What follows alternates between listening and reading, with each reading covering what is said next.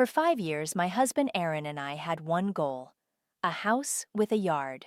Not a mansion, just a place with a spare bedroom and enough grass for a dog we didn't have yet.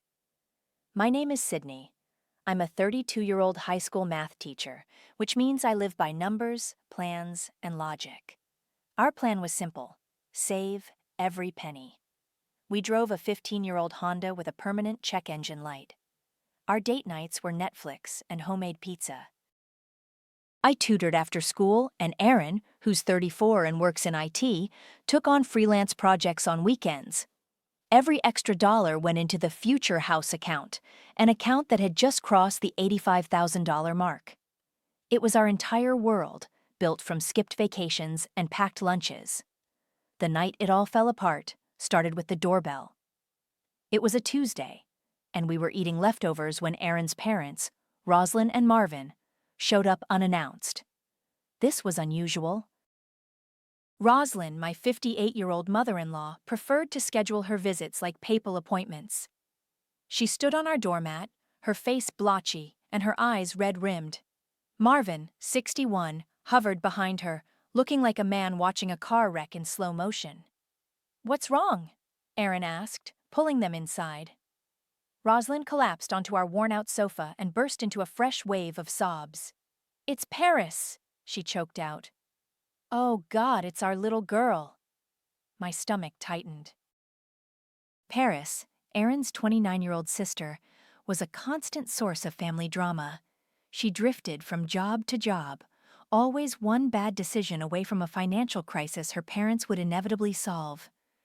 I braced myself for a story about a maxed-out credit card or a fender bender.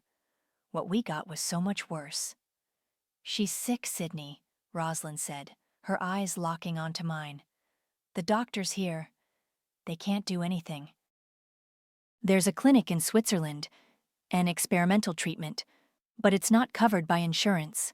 It's her only chance." Marvin finally spoke, his voice raspy. "A rare neurological condition. It came on so fast." I'm a planner. I ask questions. "What's the condition called? Which clinic? Can we see the paperwork?" Roslyn flinched as if I'd slapped her. "Paperwork? My daughter is dying, and you want to see paperwork?" Her voice dripped with accusation. "We don't have time for that." "We have to pay the deposit by the end of the week, or she loses her spot." Aaron put a comforting arm around his mother's shoulders, shooting me a look that pleaded for softness. "Mom, how much do you need?" $85,000, Marvin mumbled, staring at the floor. The number hung in the air, cold and heavy. It was exact. Too exact. It was the number I saw every time I logged into our savings account. A wave of nausea washed over me. They knew. They had to know how much we had. "We can't," I said, my voice flat. "That's our house fund. It's everything we have." "A house?" Roslyn shrieked, her grief turning to outrage. "You're talking about a house when my daughter's life is on the line? I thought you were family." Aaron looked at me, his face pale and his eyes swimming with panic. "Sid, please, it's Paris. We can save the money again. We can't get my sister back." He pulled me into the kitchen, his voice dropping to a desperate whisper. "I know it's a lot to ask. But if we don't do this, and something happens to her, I'll never forgive myself. My parents will never forgive us." I felt trapped. Every logical part of my brain was screaming that this was wrong. The suddenness, the lack of details, the conveniently precise amount of money. It was a symphony of red flags. But looking at my husband's terrified face, I saw a man torn between the woman he loved and the family he was raised to protect. He believed it. He needed to believe it. "They'll pay us back," he promised, grabbing my hands.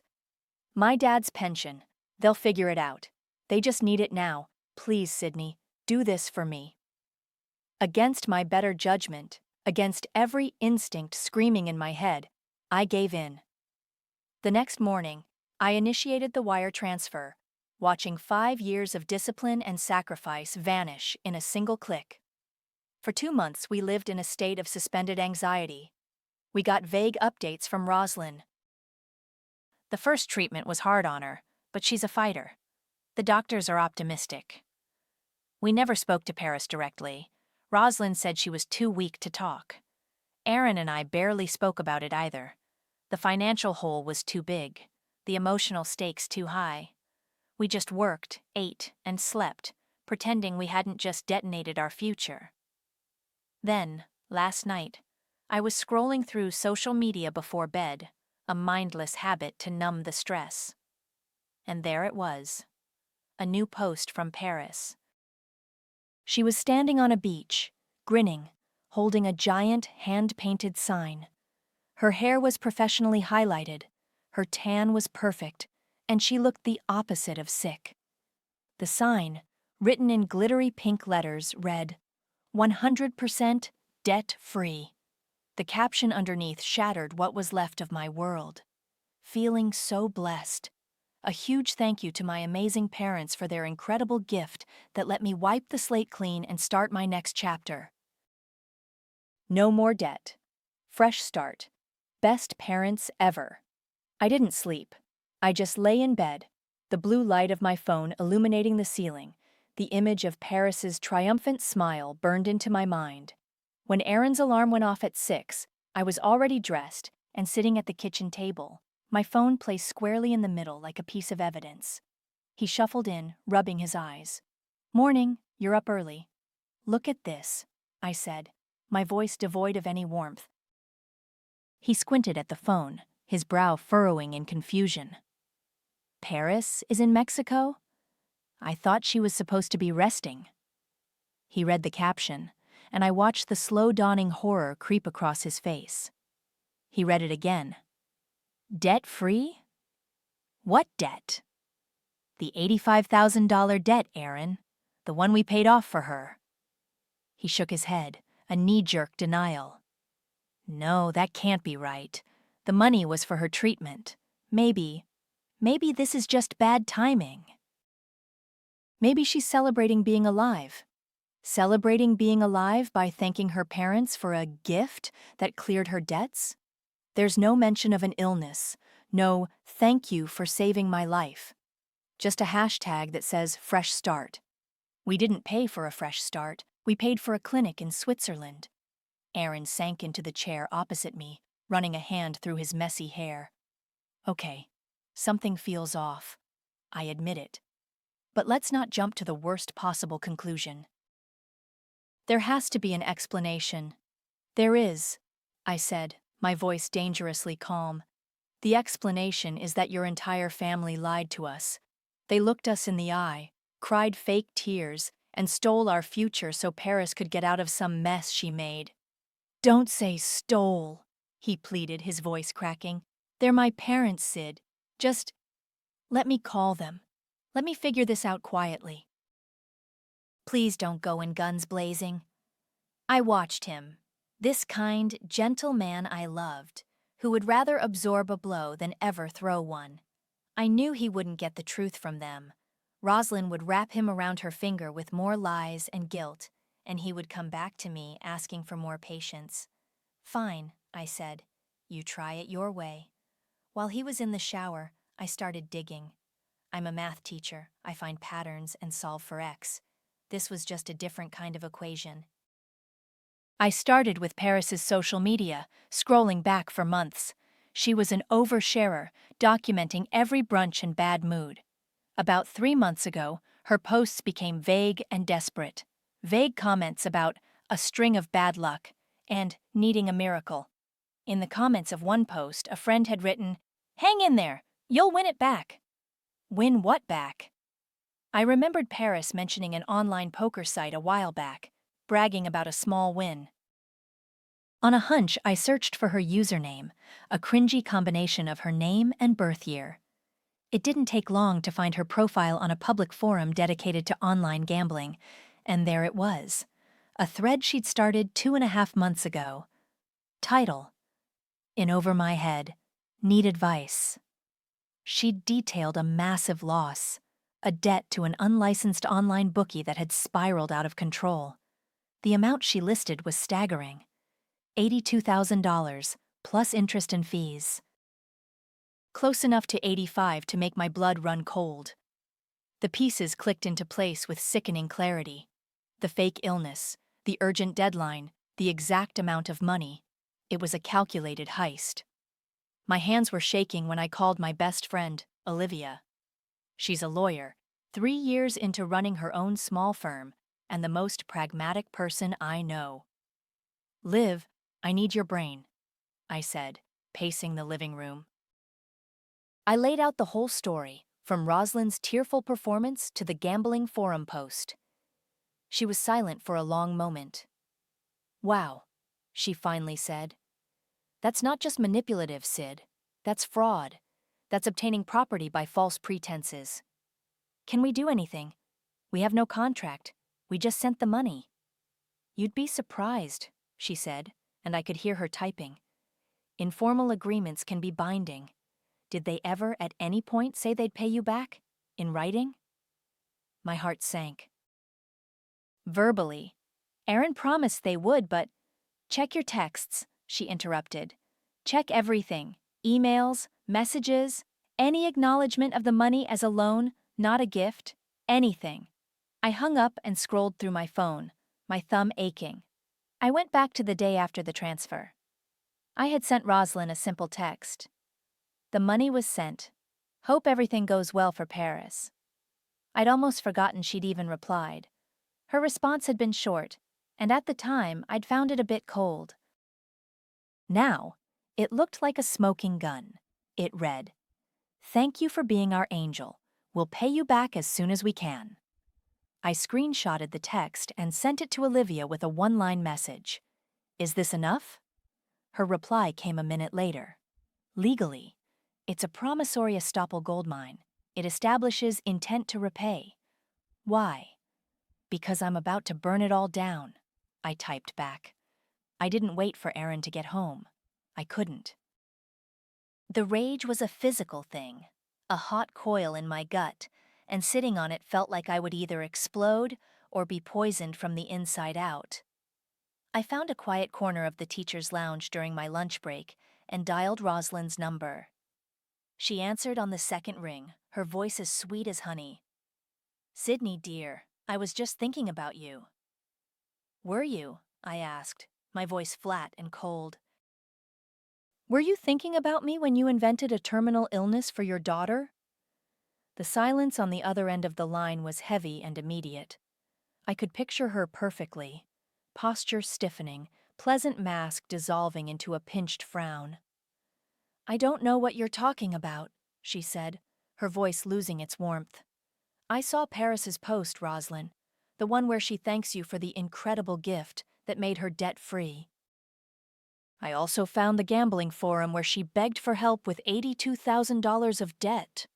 So let's stop pretending." Another pause. When she spoke again, her tone was glacial. "We did what was necessary to protect our child.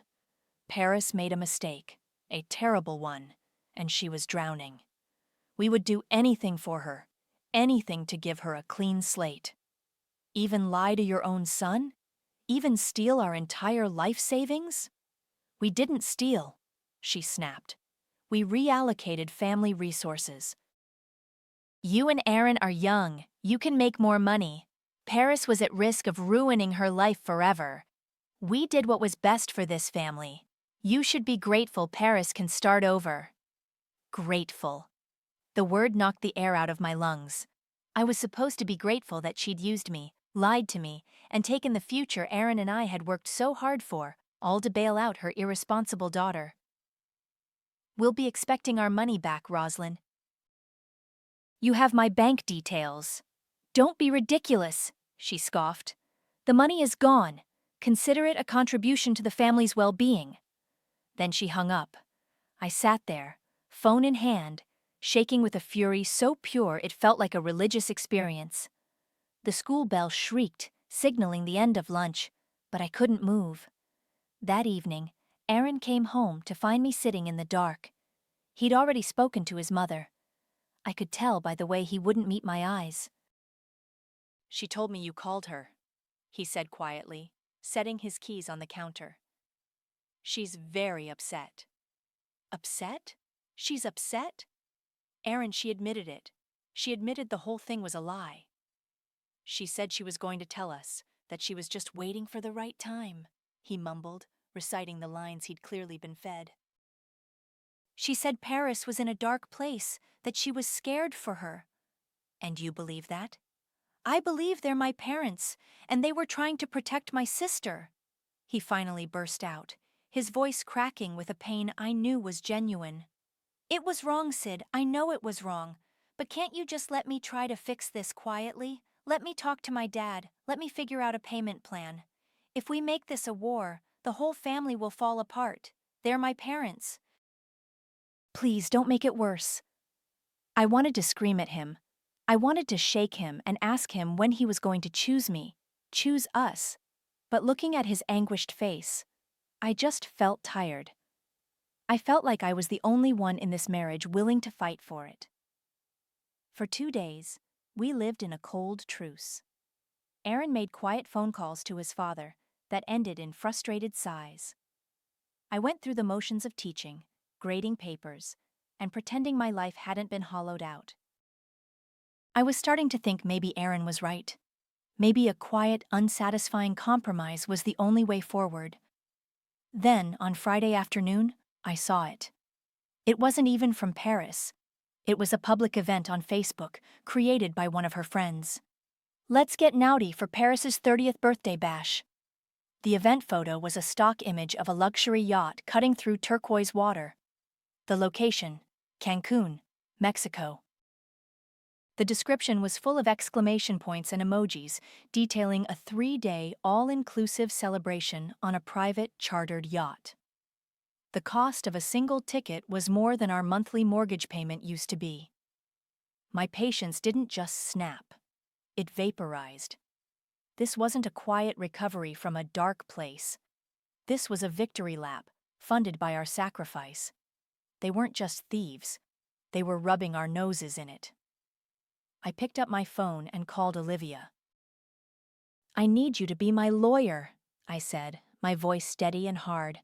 "Not my friend who gives advice, but my actual official lawyer." "Okay," she said slowly. "What's on your mind?" "Aaron wants to handle this quietly," I said, walking over to the window and staring out at the parking lot we called a view. "He wants to preserve the family, but I just found out Paris is throwing herself a birthday party on a yacht in Cancun." Olivia let out a low whistle. "The audacity!" "They think I'll just roll over and accept it," I said, a cold, clear purpose solidifying in my chest. "They think I'll let it go for the sake of peace. They're wrong. I'm not just going to confront them anymore, Liv. I'm going to make them regret it. Publicly." The next week was a blur of calculated fury. Olivia was magnificent. She shifted from comforting friend to sharp-edged legal counsel in an instant. We met at her small office on a Saturday, the air thick with the smell of coffee and righteous indignation. "Okay," she said, pulling out a legal pad. "Promissory estoppel is our angle. They made a promise, the text message, that you reasonably relied on to your detriment. We can sue them in civil court, but that takes time and money. You want public and you want fast. I have another idea." She explained the process. First, we needed to formalize the debt. With her guidance, I drafted a notarized promissory note. It was a cold, beautiful document. It listed the principal amount, $85,000, and calculated a reasonable, legally defensible interest rate, compounded from the date of the transfer. It detailed the terms of the loan, citing the initial verbal agreement made under false pretenses and the subsequent written promise to repay. It felt good to turn their messy, emotional manipulation into clean, undeniable math. Next, we built the evidence packet. I printed out the bank statement showing the wire transfer. I printed a screenshot of Rosalind's text message. I printed the pages from the gambling forum where Paris detailed her debt. I even printed the Facebook event page for her Cancun yacht party. Each page was a nail in the coffin I was building. "Now for the fun part," Olivia said, a grim smile on her face. "You're not going to be the one collecting. You're going to sell the debt." "Sell it?" "To who?" "A collections agency," she explained. "For a percentage of the value, they'll buy the debt from you. It becomes legally theirs to collect. And trust me, they are much, much better at it than you are. They're relentless, and they don't care about family drama." She gave me the name of a firm she'd worked with before, one known for being particularly tenacious, but operating completely within the bounds of the law. The next day, I had a meeting with a man named Riker Henry. He was in his early 40s, with a severe haircut and a suit that looked like it was made of armor. He didn't smile once. He reviewed my packet in silence, his eyes scanning each page with an unnerving stillness. "This is clean," he said, his voice a low rumble. "The text from the mother is the linchpin, clear acknowledgement of debt. The supporting documents establish motive for the fraudulent inducement. It's solid." He looked up at me, his gaze intense. "My agency will purchase this debt for 70 cents on the dollar, paid to you upon their first successful collection. Once you sign this contract, the debt is ours. We will pursue it to the full extent of the law. Wage garnishment, bank levies, property liens. Are you prepared for that?" I thought of Rosalind's dismissive tone on the phone. I thought of Paris's yacht party. I thought of Aaron's pained indecision. "Yes," I said, my voice clear and steady. "I am." I signed the contract. Riker countersigned, stamped it, and handed me a copy. The weight of the $85,000 lie was no longer mine to carry. It was now his problem to solve. And he looked like a man who loved solving problems. The plan was set. Rosalind, in an attempt to smooth things over and pretend nothing had happened, had insisted on their regular family dinner the following Sunday. It was the perfect stage. Everyone would be there, cousins, aunts, uncles, a full audience. I spent the rest of the week in a strange state of calm. The anger was still there, but it was no longer a raging fire. It was a cold, hard diamond in my chest. Aaron, on the other hand, was a wreck. He knew I was angry, but he had no idea what I'd done. He kept trying to bridge the gap, suggesting we go out for dinner or watch a movie. I went along with it, but the distance between us was a physical presence in the room. He was still hoping for a quiet resolution, a family that could be glued back together. I was just waiting for the detonation. 2 days before the dinner, he found the folder. I had left it on my desk, a stupid, careless mistake. I walked into the bedroom to find him standing there, his face ashen, the collections contract in his hand. "What is this, Sydney?" he whispered, his voice trembling. "Riker Henry?" "A collections agency?" "It's exactly what it looks like," I said, refusing to apologize. "You sold their debt? To a stranger?" The accusation in his voice was thick with disbelief and horror. "These are my parents, my sister.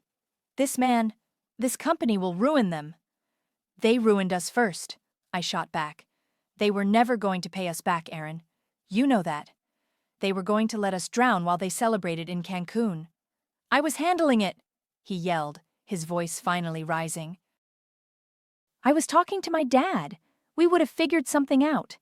"No, you wouldn't have. You would have accepted pennies on the dollar over the next 20 years, and you would have forced me to smile and pretend it was okay at every holiday dinner. I'm not doing that. I'm done." He sank onto the edge of the bed, the papers fluttering from his hand. He looked utterly defeated. "Please," he begged, his eyes pleading with me. "Call it off. There has to be a way to undo it. They're family, Sid." "Whatever they did, they're still my family." I looked at the man I married, the man whose kindness I had always loved, and for the first time, I saw it as a weakness. a fatal flaw that would always leave me unprotected. No, I said, my voice leaving no room for argument. It's done, and on Sunday they're going to find out just how done it is. The drive to Aaron's parents' house was silent and suffocating. Aaron gripped the steering wheel so tightly his knuckles were white, his jaw set in a hard line. He hadn't spoken more than a few words to me in 2 days. I, on the other hand, felt a serene, chilling calm.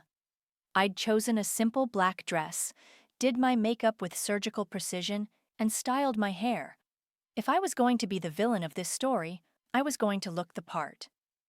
We walked into a wall of noise and forced cheer. Rosalind's house was her stage, impeccably clean and decorated within an inch of its life. Cousins and aunts were already there, chatting over glasses of wine. Marvin was manning the grill on the back patio, offering a weak, nervous smile in our direction. Rosalind descended upon us, air-kissing both my cheeks. "Sydney, darling, you look wonderful. We were so worried you two wouldn't make it." Her eyes flickered to Aaron, a silent question passing between them. He just gave a slight shake of his head and moved past her to grab a beer. Paris was the center of attention, of course. She was holding court on the sofa, regaling a captive audience with tales of her upcoming Cancun trip. "The yacht has a jacuzzi," she was saying, taking a dramatic sip of her champagne. "Can you even imagine? 3 whole days of just sun and fun." "I feel like I'm finally getting my life back on track." I smiled, a tight, polite smile that didn't reach my eyes, and accepted a glass of water. I made small talk with Aaron's cousin, Beatrice. She was a few years younger than me, a quiet accountant who usually faded into the background at these events. "Everything okay with you and Aaron?" she asked in a low voice. "You guys seem tense." "We're fine," I lied smoothly. "Just a stressful week at work." For the next hour, I played the part of the perfect daughter-in-law.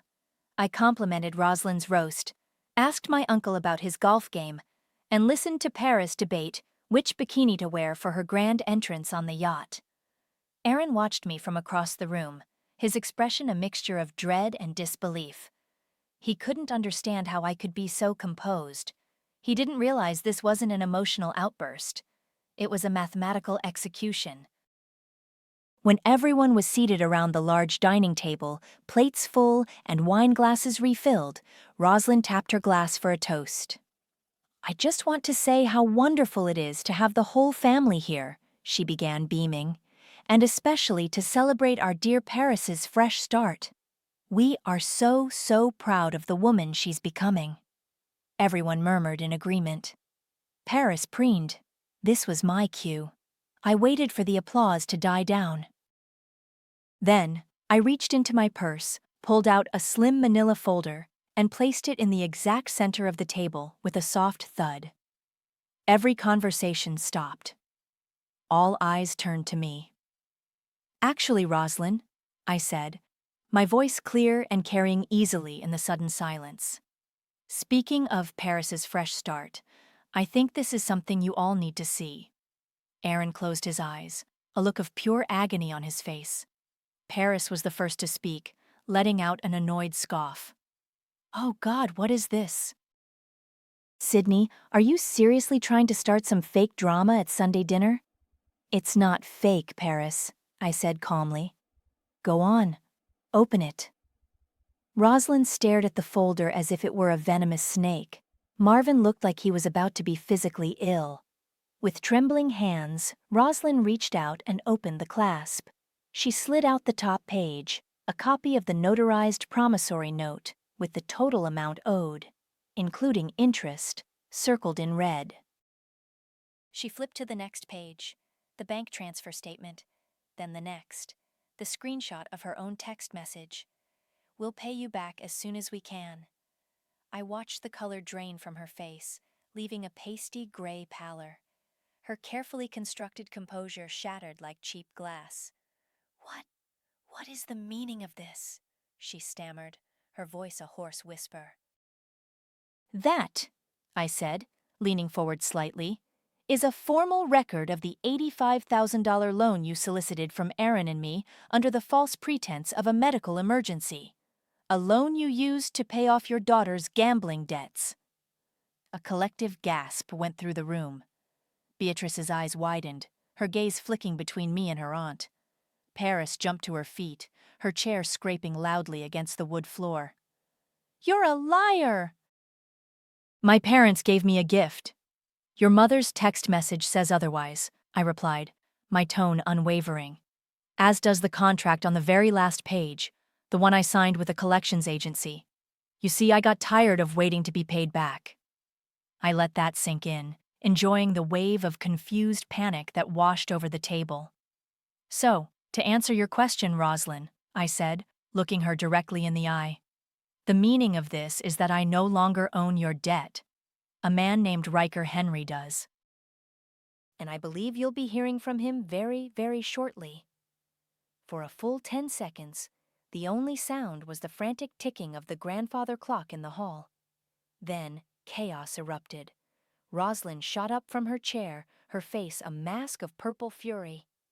"How dare you!" she shrieked, her voice cracking. "You bring this filth into my home? After everything we've done for you? You ungrateful little witch!" Paris started sobbing, loud, theatrical wails. "She's ruining everything. My trip, my party, my life, this is all your fault," she screamed, pointing a shaking finger at me. Marvin just sat there, stammering, his mouth opening and closing like a fish. "Sydney, please, we can work this out." Aaron finally moved. He stood up, his hands raised in a useless gesture of peace. "Everybody, just calm down. Mom, sit down. Sydney, we can talk about this later." "There's nothing to talk about," I said, my voice cutting through the noise. "The time for talking is over." That's when Beatrice, quiet, unassuming Beatrice, spoke up. She hadn't touched her food. She was just staring at her aunt and uncle with a look of profound disappointment.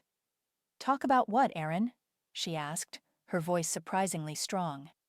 "Talk about how your parents stole your wife's savings, how they lied to everyone's faces about Paris being sick." She turned her gaze to Roslyn. "You all lied and stole." "She's just cleaning up the mess." Roslyn looked as though Beatrice had physically struck her. "You stay out of this, Beatrice. This is a private family matter." "It stopped being private the second you took their money," Beatrice retorted, pushing her chair back. "I'm with Sydney on this one." She looked at me and gave a small, firm nod. The support from such an unexpected corner was like a shot of adrenaline. I stood up, my own chair making a soft scrape against the floor.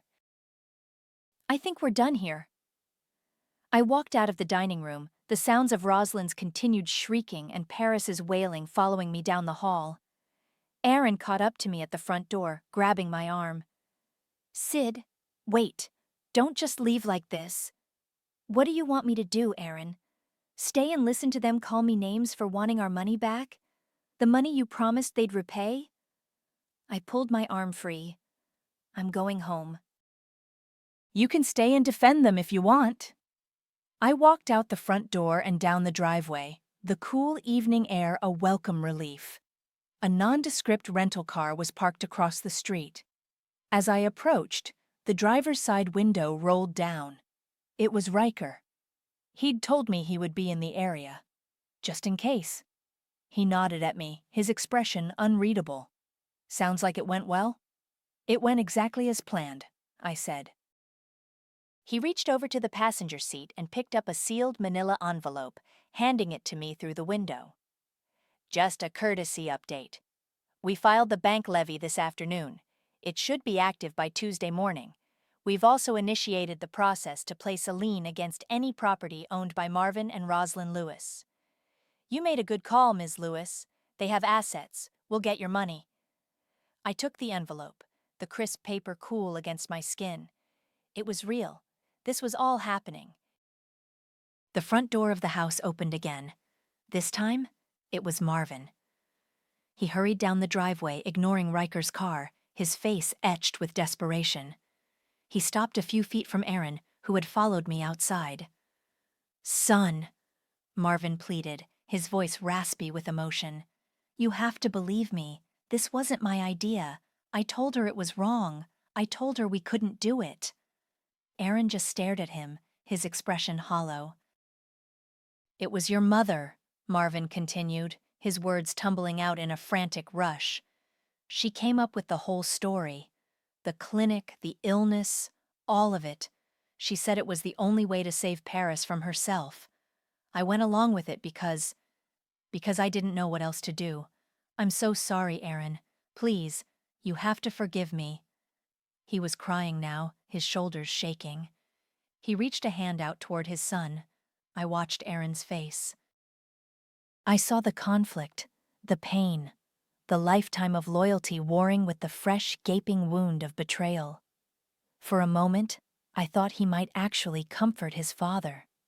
Instead, he just shook his head slowly, a single tear tracing a path down his cheek. He turned away from Marvin, away from the house, and walked toward our car without a word. The sound of his father calling his name followed us, but Aaron didn't look back. The fallout was swift and brutal. On Tuesday morning, as Riker had predicted, the bank levy hit. Rosalind called Aaron's phone 37 times before 10 a.m. He didn't answer. She left a string of increasingly hysterical voicemails, shifting from threats of legal action to tearful pleas for mercy. On Wednesday, a tow truck showed up at their house and repossessed Rosalind's late-model SUV. Apparently, she'd missed a few payments, and the collections agency was ruthlessly efficient at finding and exploiting financial weaknesses. Paris called me, screaming that her bank account was frozen and she couldn't make the final payment for the yacht. Her Cancun birthday was officially canceled. Marvin called me once a day, every day. His messages were always the same: quiet, broken apologies, begging me to call Riker off, promising they'd find a way to pay us back if I just gave them time. I deleted each message without listening to the end. Within the wider family, I was officially a pariah. Rosalind had launched a smear campaign, painting me as a cold, money-grubbing monster who had destroyed their family over a simple misunderstanding. Some relatives believed her. I was uninvited from a cousin's baby shower via a terse text message. But a surprising number didn't. Beatrice called to check in, telling me that Marvin's dinner table confession had spread.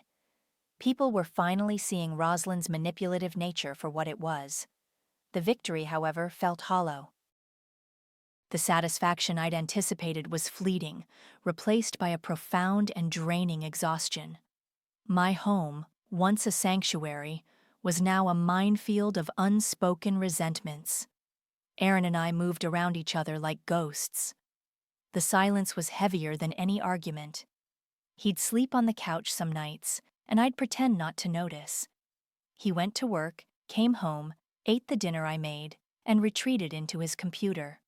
We were roommates in the wreckage of our marriage.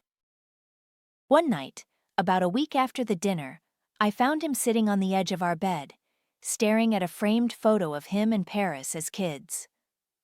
"They're selling the house," he said, his voice flat. "They can't afford the payments anymore, not with the liens and the frozen accounts. They're moving into a small rental apartment." I didn't know what to say. "I'm sorry," felt like a lie. They deserved it, felt cruel. So I said nothing. He finally looked at me, his eyes red-rimmed and exhausted. "You were right," he said, the admission sounding like it was physically painful for him. "You were right about all of it. They lied, they stole from us, and they never would have made it right on their own. What you did? I guess it was justice." He took a deep, shuddering breath. "But I still lost my family, Sydney. My mother won't speak to me. My sister blames me for letting you do this. My dad just cries every time I talk to him. It's all gone." The anger I'd been suppressing for days finally surfaced, hot and sharp. "And I lost mine the moment I realized you wouldn't defend me," I said, my voice shaking. I lost my family when I had to stand in that dining room alone, because my own husband was too afraid to stand with me. You asked me not to make it worse, to handle it quietly. That wasn't for the family, Aaron. That was for you. So you wouldn't have to choose. The truth of it hung in the air between us, ugly and undeniable. He had no defense, and he knew it. He just dropped his head into his hands. The fight was gone. All I felt was a deep, aching sadness for what we'd lost. The trust, the easy comfort, the shared dream of a future we'd built together. It had all been collateral damage in a war I never wanted to start. I can't do this right now, I whispered, more to myself than to him. I can't be here. I went into the spare room and packed a small overnight bag with shaking hands. Clothes, toiletries, my laptop. I didn't know where I was going, just that I couldn't breathe in that house anymore. When I walked back into the bedroom, he was still sitting in the same spot. He looked up as I passed, his face a portrait of despair. Where are you going? I don't know, I said honestly. Olivia's, maybe. I just need some space. A week. I paused at the door, my keys in my hand. I looked back at the man I loved, the man who had let his family break us. I wasn't sure if a week would be enough. I wasn't sure if a lifetime would be enough to fix it. The house with the yard and the dog we never got felt like a dream I'd had a long, long time ago. My week at Olivia's apartment was a blur of cheap takeout and long, quiet hours staring at the ceiling. Aaron called every day, leaving voicemails that started as apologies and ended as simple, sad statements of, "I miss you." When I finally went home, it wasn't because I had forgiven him, but because I was tired of running. A few weeks later, the dust began to settle, revealing the new fractured landscape of our lives. As expected, Rosalind and Paris didn't go down quietly. Olivia called me one afternoon, a laugh in her voice. "You're not going to believe this," she said. "They filed a lawsuit against Riker's agency, claimed harassment, emotional distress, the works." "Are you serious? Can they do that?" "Oh, they can file whatever they want. It doesn't mean it'll stick. Riker's paperwork is ironclad. The judge will probably throw it out in preliminary motions." She was right. 2 weeks after that, the suit was dismissed as frivolous. Riker had operated entirely by the book. There was no legal recourse for consequences you brought upon yourself. Aaron and I started counseling. The first few sessions were brutal. We sat on opposite ends of a beige sofa, talking to the therapist instead of each other. He confessed his fear of his mother's disapproval, a fear that had governed his entire life. I talked about the profound loneliness of being betrayed not just by his family, but by his silence. During our 4th session, something finally shifted. "I keep thinking about that dinner," Aaron said, looking at me for the first time that day. "Watching you stand up to all of them, all by yourself, I was terrified, but I was also proud, and so ashamed that I wasn't standing next to you." It wasn't an apology that fixed everything, but it was a start. The ice between us began to thaw, cracking under the weight of shared grief for the life we used to have. One evening, as we were washing dishes in silence, I found myself admitting something I hadn't even said out loud to myself. "The moment I told them about the collections agency," I said quietly, "it was euphoric. Seeing the look on Rosalind's face, it was the most satisfying moment of my life." I paused, handing him a wet plate. "And it was poisonous. I felt sick with it for days afterward." He just nodded, understanding. A few days later, a card arrived in the mail. It was a simple, elegant thing with a single tree embossed on the front. Inside, in Beatrice's neat handwriting, it said, "Some fires cleanse. Thank you for burning the rot. Let me know if you ever want to get coffee." I smiled, a real, genuine smile, for the first time in what felt like months. I hadn't been entirely alone after all. The money from the debt sale arrived in my account. a substantial sum that, while not the full 85,000, was more than enough. It felt strange to see it there. It wasn't our house fund anymore. It was my war chest. Which is how I found myself standing with Olivia on a quiet, tree-lined street, looking at a house. It wasn't our dream house. It was a modest, two-bedroom bungalow with a small, tidy yard and a porch that needed a fresh coat of paint. It was smaller, older, and had none of the grand features we'd once spent hours circling in real estate magazines.